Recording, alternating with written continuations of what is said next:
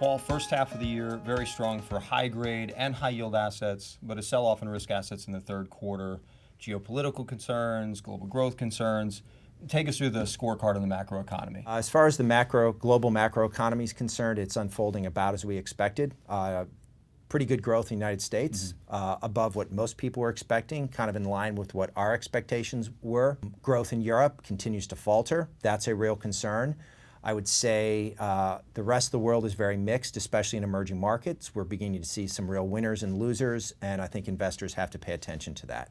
But broadly at a global level, moderate but below trend growth, maybe to what we've expected. Yeah, exactly right. Not a bad environment for taking risk. No real major concerns on the growth front right now.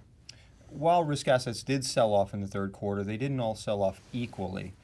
Any change in the way we're seeing the credit landscape and how we're approaching it? No, it's about as we've been talking throughout the entire yield. If you're looking to generate some income today, the best way to do that is through a well-diversified portfolio of corporate high-yield debt.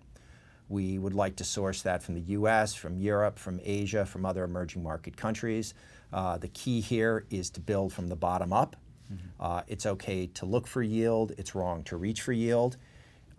We're still kind of avoiding triple Cs, and it's going to be about the sectors we're avoiding as opposed to sectors we're investing in. And one sector we're avoiding right now is basically the energy sector in the US. A lot of very positive things going on there, but that enthusiasm has given these companies the ability to probably borrow a little bit too much money, and we're kind of growing a little bit concerned about the leverage on some of these balance sheets. Taking it up from an industry level and what we see to an overall portfolio risk budget, for some time we've been running below what we usually do.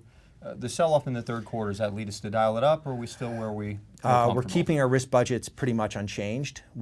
Certainly the valuations in the high yield market look better today than they did 3 or 4 months ago. So could be an opportunity to get involved, but I think what we'd like to see is a little bit more clarity on Fed policy, maybe a little bit more revaluation in the market. But so at this point, we're going to keep our risk budgets about unchanged.